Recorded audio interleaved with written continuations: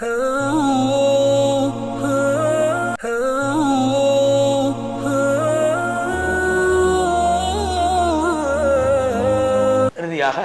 எங்களுடைய ஹுத்பா தொடரில் 249வது தொடரில் இறுதியாக புனித மஸ்ஜித் அக்ஸாவுடைய ஹுத்பாவை முகமது சலீம் அஹமது அலி ஹபீதுல்லாஹ் நிறுத்தின ஹுத்பாவின் தலைப்பு அக்ஸாவுடைய சிறப்புகளும் அந்த அக்ஸாவுக்காக வேண்டிய முஸ்லீம்கள் செய்ய வேண்டிய கடமைகளும். அல்லாஹ்வை புகழ்ந்து நபி ஸல்லல்லாஹு அலைஹி வஸல்லம் சொல்லி தக்வாவை வலியுறுத்தியதன் பின்பு அல்லாஹ்வுடைய அடியார்களே, குர்ஆனுடைய ஒரு வசனம் இருக்கிறது, சூரா தீனுடைய 1வது 2வது 3வது வசனம். அந்த ஆயத்தில் அல்லாஹு தஆலா 4 இடங்கள் மீது அல்லாஹ் சத்தியம் செய்திருக்கிறான். அதில் ஒரு இடம்தான் அக்ஸா என்று சொல்லக்கூடிய இடம். அதை அந்த வஸ்ஸைத்தூன் என்ற வாசகம் அதைத்தான் குறிக்கிறது. அல்லாஹ் தஆலா மஸ்ஜித் அக்ஸாவின் மீது அவருடைய கண்ணியத்துக்காக வேண்டியும் நபிமார்கள் அங்கு வந்து தொழுதிருக்கிறார்கள். முஹம்மது ஸல்லல்லாஹு அலைஹி வஸல்லம் அவர்கள் அந்த நபிமார்களுக்கு இமாமாக நின்று தொழுவித்திருக்கிறார் என்ற காரணத்தினால் மஸ்ஜித் அக்ஸாவில் அமைந்த அந்த இடத்தின் மீது அல்லாஹ் சத்தியம் செய்திருக்கிறார். நபி ஸல்லல்லாஹு அலைஹி வஸல்லம் அவர்கள் சொன்னார்கள், நான் புராக் என்ற வாகனத்தில் சென்றேன். அப்போது நான் சென்று நபிமார்கள் அவருடைய ஒட்டகங்களை கட்டக்கூடிய இடத்திலே கட்டிவிட்டு மஸ்ஜித் அக்ஸா உள்ளுக்கு சென்று நான் தொழுதேன் என்று சொன்னார்கள்.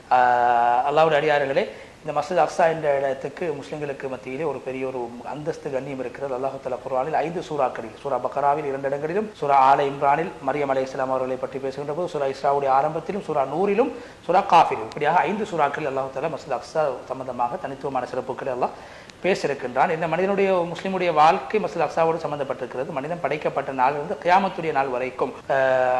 அதே போன்று ஹதீஸ்லே வந்திருக்கிறது, அபூ தர் கிஃபாரி ரலியல்லாஹு நபி ஸல்லல்லாஹு அலைஹி வஸல்லம் கேட்டார்கள், யா ரசூலல்லாஹ், உலகத்தில் முதலாக கட்டப்பட்ட பள்ளிவாசல் எது? நபி ஸல்லல்லாஹு அலைஹி வஸல்லம் சொன்னார்கள், மஸ்ஜித் ஹராம். இரண்டாவது கேட்டார்கள், பிறகு எது? பிறகு நபி ஸல்லல்லாஹு அலைஹி வஸல்லம் சொன்னார்கள், மஸ்ஜித் அக்ஸா என்று சொன்னார்கள். அல்லாஹ்வுடைய அடியார்களே, கியாமத்துடைய நாளையிலும் இந்த மஸ்ஜித் அக்ஸா மனிதர்களோடு சம்பந்தப்படும். அல்லாஹ் குர்ஆனில் சொல்கிறான், ஒரு அழைப்பாளர் ஒரு பக்கத்தில் இருக்கக்கூடிய அண்மையில் இருக்கக்கூடிய இடத்திலிருந்து அழைக்கக்கூடிய அழைப்பாளர் அழைக்கக்கூடிய அந்த அழைக்கக்கூடிய நாளிலே நீங்கள் செவிமடுக்க வேண்டும். அதனால் அவர்கள் சத்தத்தை கேட்பார்கள். அது மனிதர்கள் எல்லோரும் கபரிலிருந்து வெளியேற்றப்படக்கூடிய நாளாக இருக்கும். அந்த வசனத்திலே மக்கானும் கரீப் என்று சொல்லப்பட்டிருக்கிறது, அண்மையில் இருக்கக்கூடிய இடம். முஃபஸ்ஸிரீன்கள் விளக்கம் சொல்கிறார், அந்த மக்கானும் கரீப் என்பது பைத்துல் மக்திஸ் இருக்கக்கூடிய அந்த அமைந்திருக்கக்கூடிய இடம். ஜிப்ரீல் அலைஹிஸ்ஸலாத்து வஸ்ஸலாம் அல்லது இஸ்ராஃபீல் அலைஹிஸ்ஸலாத்து வஸ்ஸலாம் அந்த கல்லுக்கு மேலே நின்று கொண்டுதான் கியாமத்துடைய நாளையிலே அவர்கள் அந்த சத்தம் ஓசை விடுவார்கள். எப்படி அதாவது உக்கிப்போன எலும்புகளே, சிதறிப்போன உடல் உறுப்புகளே, அல்லாஹ்வை சந்திப்பதற்காக எழும்புங்கள். அந்த நேரத்தில் மஸ்ஜித் அக்ஸா மனிதர்கள் செய்த அமல்களுக்கும் அவருடைய ஈமானுக்கும் அவருடைய குஃபுருக்கும் அவர்களுடைய நீதத்துக்கும் அவருடைய அநியாயத்துக்கும் அது சாட்சியாக இருக்கும். உலகத்தில் அவர்கள் செய்த விடயங்களுக்கு அது சாட்சியாக இருக்கும்.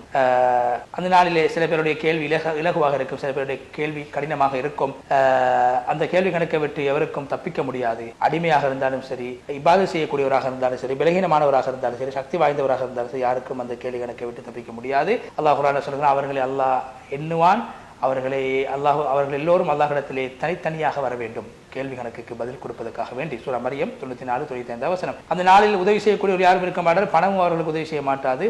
அதே போன்று மஸ்ஜித் அக்ஸா வரலாற்றிலே அது மக்களால் ஏற்றுக்கொள்ளப்பட்ட ஒரு இடமாக இருக்கிறது, மக்கள் காணக்கூடிய இடமாக இருக்கிறது. கியாமத்துடைய நாளையில் மக்கள் காணக்கூடிய ஒரு இடமாக இருக்கும். அல்லாஹ்வுடைய அடியார்களே, மஸ்ஜித் அக்ஸாவின் பக்கம் நீங்கள் வருவது, வணக்கம் செய்வதற்காக வருவது, அது யாரு மறுமையுடைய நாளில் பார்வைகள் உள்ளங்கள் பிறரக்கூடிய நாளிலே பயப்படுவார்களோ, அல்லாஹ் பயப்படுவார்களோ, அப்படியானவர்கள் இந்த பூமிக்கு வருவார்கள். தௌபா செய்தவர்களாக வருவார்கள், காலையிலும் மாலையிலும் வருவார்கள்.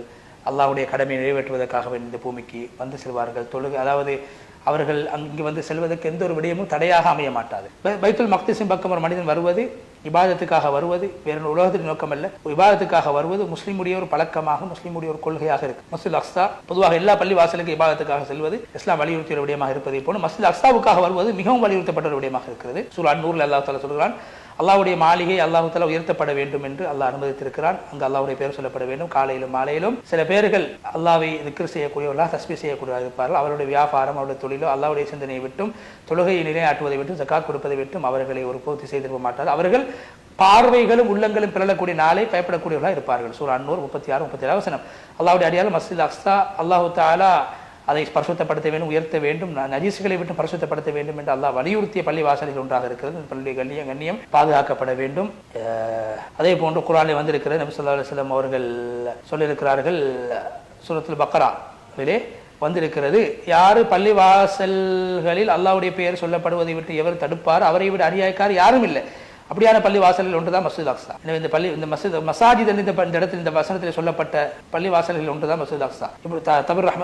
இமாம் தபரி ரஹ்மத்துல்லாஹி அவர்கள் அதே போன்று பல முஃபஸ்ஸிரீன்கள் சொல்கிறார்கள், இந்த இடத்தில் சொல்லப்பட்ட மசாஜித் அல்லாஹ்வுடைய பள்ளி வாசல்களில் அல்லாஹ்வை திக்ர் செய்வதை விட்டும் தடுக்கக்கூடியவர்களை விட அநியாயக்காரர்கள் யார் இருக்கிறார்கள் என்று இங்கு சொல்லப்பட்ட பள்ளி வாசல் மஸ்ஜித் அக்ஸாவாகும். ஏன்னா மஸ்ஜித் அக்ஸாவுடைய கண்ணியம், அதனுடைய சிறப்பு என்னுடைய மார்க்கத்தில் கியாமத்துடைய நாள் வரைக்கும் அது பாதுகாக்கப்பட்டிருக்கிறது. மஸ்ஜித் ஹராமோடு மஸ்ஜித் அக்ஸாவுக்கு என்ன சம்பந்தம் இருக்கிறது? மஸ்ஜித் அக்ஸா எப்படி மஸ்ஜித் ஹராம் எப்படி அல்லாஹ் முஸ்லிம்களுடைய கிபிலாவாக இருக்கிறதோ அதே போன்று மஸ்ஜித் அக்ஸாவும் ஒரு காலத்தில் முஸ்லிம்களுடைய கிபிலாவாக இருந்திருக்கிறது. முஸ்லிம்களுடைய உணர்வுகளோடு அது சேர்ந்து இருக்கிறது. தொழுகையிலே எப்போதும் காபாவும் நோக்குகின்ற போது ஒரு காலத்தில் மஸ்ஜித் அக்ஸாவும் முஸ்லிம்களுடைய கிபிலாவாக இருந்திருக்கிறது என்ற உணர்வை மனிதர்கள் ஏற்படுத்திக் கொள்ள வேண்டும். அதே போன்று அல்லாஹ்வோடு ஆரம்பத்தில் மனிதர்கள் இபாதத் செய்கின்ற போது மனிதர்களுடைய உள்ளம் அல்லாஹ்வோடு சம்பந்தப்படுவதற்கு காரணமாக மஸ்ஜித் அக்ஸா காணப்பட்டிருக்கிறது. மஸ்ஜித் அக்ஸாவின் பக்கம் ஆரம்பத்தில் மக்கள் முன்னோக்கி தொழுதிருக்கிறார்கள். அல்லாஹ் குர்ஆனில் சொல்கிறான், மடையர்கள் கேட்டார்கள் அவர்களிடத்திலே அவருடைய கிபிலாவை விட்டு, ஆரம்ப கிபிலா மஸ்ஜித் அக்ஸாவுடைய கிபிலாவை விட்டு அவர்களை திசை திருப்பியது எது? நபியை நீங்கள் சொல்லுங்கள், கிழக்கும் மேற்கும் அல்லாஹ்வுக்குரியதாகும், அல்லாஹ் நாடக்கூடியவர்களுக்கு நேரான பாதையை காட்டக்கூடியவர். சூரா பக்ரா 142வது வசனம். அல்லாஹ்வுடைய அடியார்களே, மஸ்ஜித் அக்ஸாவுக்கு முஸ்லிம்களிடத்திலே மிகப்பெரிய ஒரு கண்ணியம் இருக்கிறது, வரலாற்றிலே காணப்பட்டிருக்கிறது. இம்ரானுடைய மனைவி மரியம் அலைஹிஸ்ஸலாத்துடைய தாயார் தனக்கு ஒரு ஆண் குழந்தை கிடைத்தால் அந்த ஆண் குழந்தையை மஸ்ஜித் அக்ஸாவுடைய பணிவிடைக்கு நான் நிறுத்துவேன் என்று நேர்ச்சி வைத்தார். என்ன சொன்னார்கள்? யா அல்லாஹ், என்னுடைய வயிற்றில் இருக்கக்கூடிய குழந்தை மஸ்ஜித் அக்ஸாவுக்கு பணிவிடை செய்யக்கூடிய குழந்தையாக நான் நேர்ந்து விட்டேன். சூரா ஆல் இம்ரான் 35வது வசனம். அல்லாஹ் தஆலா அந்த பெண்ணுடைய நேர்ச்சியை அல்லாஹ் ஏற்றுக்கொண்டு ஒரு பெண் குழந்தை கிடைத்தது. மரியம் அலைஹிஸ்ஸலாத்து தாயாருக்கு பெண் குழந்தை கிடைத்தது. அந்த பெரிய பெண் குழந்தைக்கு மரியம் என்று பெயர் வைத்த. மரியம் என்ற அர்த்தம் அல்லாஹ்வுக்கு கட்டுப்பட்டு வணக்க வழிபாடு ஈடுபடக்கூடிய பெண் என்ற அர்த்தம். அல்லாஹ்வுடைய அடியார்கள் மஸ்ஜித் அக்ஸாவை அல்லாஹ் தஆலா இபாதத்துக்குரிய இடமாக, அல்லாஹ்வுக்கு கட்டுப்படக்கூடிய இடமாக அல்லாஹ் ஆக்கியிருக்கிறான். இங்கு சொல்லப்பட்டிருக்கக்கூடிய இந்த பள்ளிவாசலுக்கு வந்து வணக்க வழிபாடு ஈடுபடுவது என்பது ஆண்களுக்கு மாத்திரம் சொந்தமானதல்ல, பெண்களும் இவ்வாறான விடயங்களை செய்வேன். மரியம் அலைஹிஸ்ஸலாம் பெண்ணாக இருந்து மஸ்ஜித் அக்ஸாவுக்கு வந்து நல்ல வழிபாடுகளில் ஈடுபட்டிருக்கிறார்கள். அல்லாஹ்வுடைய அடியார்களே, மரியம் அலைஹிஸ்ஸலாத்து வஸ்ஸலாம் அவர்கள் இந்த வயிற்றில் ஈசா அலைஹிஸ்ஸலாம் அவர்களை சுமக்குகின்ற போது ஒவ்வொரு வாப்பா, ஒவ்வொரு தந்தை தாய்மார்களுக்கும் அவர்கள் சொல்லக்கூடிய விடயம் என்ன? எங்களுடைய நல்ல சந்ததிகளை நாங்கள் உருவாக்க வேண்டும், நல்ல குடும்பம் உருவாகுவதற்கு காரணமாக உருவாக்க வேண்டும், அதிகமாக துவா செய்ய வேண்டும், நல்ல குழந்தைகள் கிடைக்க வேண்டும் என்று. ஏன்? அவர்கள் வந்து இந்த மஸ்ஜித் அக்ஸாவை ஹயாத்தாக்க வேண்டும். அல்லாஹ்வுடைய அடியார்களே, நபி ஸல்லல்லாஹு அலைஹி வஸல்லம் அவர்கள் இந்த மஸ்ஜித் அக்ஸா சம்பந்தமாக நிறைய சிறப்புகளை சொல்லியிருக்கிறார்கள். இந்த பூமியுடைய பரக்கத் சம்பந்தமாக சொல்லியிருக்கிறார். ஹதீஸ்ல வந்திருக்கிறது. துல் அசாபி என்று சொல்லக்கூடிய ஹதீஸ். நபி ஸல்லல்லாஹு அந்த சாபியை சொன்னாங்க, நீ பைத்துல் மக்திஸை நீங்கள் பற்றி பிடித்துக் கொள்ளுங்கள், அதிலே அல்லாஹ் தஆலா அந்த பூமியில் உங்களுக்கு காலையிலும் மாலையிலும் சென்று அந்த மஸ்ஜித் அக்ஸாவை ஹயாத்தாக்கக்கூடிய, உயிர்ப்பிக்க செய்யக்கூடிய நல்ல சந்ததி அல்லாஹ் உங்களுக்கு தருவான் என்று அந்த சஹாபியை பார்த்து நபி அவங்க சொன்னாங்க என்று சொல்லி குத்பாவுடைய முதல் பகுதியை விட்டு விடைபட்டு சென்று இரண்டாவது பகுதியில் அல்லாஹ்வை புகழ் நபி ஸல்லல்லாஹு அலைஹி வஸல்லம் சொல்லி ஒரு ஹதீஸை கொண்டு அந்த குத்பா ஆரம்பித்தார்கள். நபி ஸல்லல்லாஹு சொன்னார்கள், 3 பள்ளி வாசல்களின் பக்கம் மனிதர்கள் நல்ல இபாதத் செய்ய வேண்டும் என்ற நோக்கத்தில் செல்ல முடியும். மஸ்ஜிதுல் ஹராம், மஸ்ஜிது நபவி, மஸ்ஜிதுல் அக்ஸா. நீங்கள் இந்த மஸ்ஜித் அக்ஸாவுடைய பரக்கத்தை அடைந்து கொள்ள வேண்டும் என்பதற்காக காலையிலும் மாலையிலும் இந்த மஸ்ஜித் அக்ஸாவுக்கு நீங்கள் வருகிறீர்கள். அல்லாஹ்வுடைய அடியார்களே, இந்த மஸ்ஜித் அக்ஸாவை தரிக்க இபாதத்துக்காக, வணக்க வழிபாட்டுக்காக வேண்டி, உடைய பாவங்களை சுட்டரிக்கக்கூடிய நல்ல விடயங்களுக்காக வேண்டி இந்த மஸ்ஜித் அக்ஸாவுக்கு தரிசிக்கக்கூடிய மஸ்ஜித் அக்ஸாவை தரிசிக்கக்கூடிய சந்தர்ப்பத்தை அல்லாஹ் உங்களுக்கு வழங்கியிருக்கிறான். அப்துல்லா இப்னு அம்ர் இப்னு ஆஸ் சொன்னதாக சுலைமான் இப்னு தாவூத் அலைஹிஸ்ஸலாத்து வஸ்ஸலாம் அவங்க அல்லாஹ்விடத்திலே 3 விடயங்களை கேட்டார். அல்லாஹ் அவர்களுக்கு 2 விடயங்களை கொடுத்தான். அந்த 3வது விடயம் நடக்க வேண்டும் என்று நான் ஆசைப்படுகிறேன். அல்லாஹ்விடத்திலே நேராக, சீராக, நீதமாக தீர்ப்பு வழங்கக்கூடிய அல்லாஹ்வுடைய தீர்ப்புக்கு சமமான ஒரு தீர்ப்பை கேட்டார்கள். அல்லாஹ் அதை அவருக்கு கொடுத்தான். அதே போன்று உலகத்தில் யாருக்கும் கொடுக்கப்படாத ஆட்சியை கேட்டால் அல்லாஹ் அதையும் அவருக்கு கொடுத்தான். 3வது விடயம், ஒரு மனிதன் மஸ்ஜிதுல் ஹராத்திலே, மஸ்ஜித் அக்ஸாவிலே தொழுவதற்காக வேண்டி வருகிறார். வரக்கூடிய மனிதனுடைய எல்லா பாவங்கள், பிறந்த நாள் அன்று பிறந்த குழந்தையை போன்று அவரை மாற்றக்கூடிய அளவுக்கு அவருடைய எல்லா பாவங்களையும் அல்லாஹ் அழித்து நாசமாக்கி விடுவான். மஸ்ஜித் அக்ஸாவுக்கு தொழ வேண்டும் என்ற நோக்கத்திலே வரக்கூடியவருக்கு என்று நபி ஸல்லல்லாஹு அலைஹி வஸல்லம் சொன்னார்கள். நாங்கள் இந்த சிறப்பை அடைந்து கொள்ளலாம் என்று நபி ஸல்லல்லாஹு அலைஹி வஸல்லம் அவர்கள் ஆசைப்பட்டார்கள். 3வது விடயம், அல்லாஹ்வுடைய அடியார்களே, அல்லாஹ் தஆலா உங்கள் மீது செய்திருக்கக்கூடிய பாக்கியம் மிக அதிகமானதாக இருக்கிறது. மஸ்ஜித் அக்ஸாவின் பக்கம் நீங்கள் தொழுவதற்காக, திக்ர் செய்வதற்காக நீங்கள் செல்லுங்கள். உங்களுடைய நன்மை அதை பல மடங்காக ஆக்கித்தரும். அபூதர் கிஃபார் சொன்னார், ஒரு தடவை நாங்கள் நபி ஸல்லல்லாஹு அலைஹி வஸல்லம் அவரிடத்திலே நாங்கள் நல்ல விடயங்களை நாங்கள் ஞாபகம் செய்து கொண்டிருந்தோம். அப்போது நபி ஸல்லல்லாஹு அலைஹி வஸல்லம் நாங்கள் கேட்டோம், யா ரசூலல்லாஹ், மஸ்ஜித் நபவி சிறந்ததா, மஸ்ஜித் அக்ஸா சிறந்ததா? அப்போ நபி ஸல்லல்லாஹு சொன்னார்கள், மஸ்ஜித் நபவி மஸ்ஜித் அக்ஸாவில் தொழப்படக்கூடிய தொழுகையை விட 4 மடங்கு சிறந்ததாகும். மஸ்ஜிதுல் அக்ஸா மிக சிறந்த இடமாகும் தொழுவதற்கு. ஒரு நாள் வரும், அந்த நாளிலே ஒரு மனிதனுக்கு மஸ்ஜித் அக்ஸாவுக்கு பக்கத்தில் ஒரு குதிரை உறங்கக்கூடிய இடம், ஒரு சாதாரண இடம், குதிரை உறங்கக்கூடிய இடம் மஸ்ஜித் அக்ஸாவுக்கு பக்கத்திலே கிடைப்பது உலகம் கிடைப்பதை விட சிறந்ததாகும். மஸ்ஜித் அக்ஸாவுக்கு பக்கத்திலே ஒரு குதிரையை நாங்கள் படுக்க போட்டால் அது எந்த அளவுக்கு அதுக்கு இடம் தேவைப்படுமோ அந்த அளவு இடம் கிடைப்பது உலகம் கிடைப்பதை விட உலகத்தில் இருக்கக்கூடிய வஸ்துக்கள் கிடைப்பதை விட சிறந்ததாகும் என்று சொன்னார் அல்லாஹ்வுடைய அடியார்களே. எனவே இந்த பூமியில் நீங்கள் இருப்பது, இந்த பூமியை பார்ப்பது உலகம் கிடைப்பதை விட உங்களுக்கு சிறந்ததாக இருக்கிறது. அல்லாஹ்வுக்கு நீங்கள் கட்டப்படுகிறீர்கள், தொழுகையில் ஈடுபடுகிறீர்கள். ரசூலுல்லாஹி அலைஹி வஸல்லம் இந்த மஸ்ஜித் அக்ஸா மிகவும் குறிப்பாக புகழ்ந்தார்கள். என்ன சொன்னார்கள்? வல நிஅமல் முஸல்லா, ஒரு மனிதன் தொழக்கூடிய இடங்களில் மிக சிறந்த இடம் என்று சொன்னார்கள். மஸ்ஜித் அக்ஸா என்பது தொழக்கூடிய இடங்கள் மிக சிறந்த இடமாக இருக்கிறது. மூலாவது கிபிலாவாக இருக்கிற ரசூலுல்லாஹி இஸ்ராவுடைய பயணத்தை மேற்கொண்ட இடமாக இருக்கிறது. மஹ்ஷருடைய மைதானம் அமளிதுமலிகள் ஏற்படக்கூடிய இடமாக இருக்கிறது. மனிதர்கள் கபர்களில் எழுப்பாட்டப்படக்கூடிய இடமாக இருக்கிறது.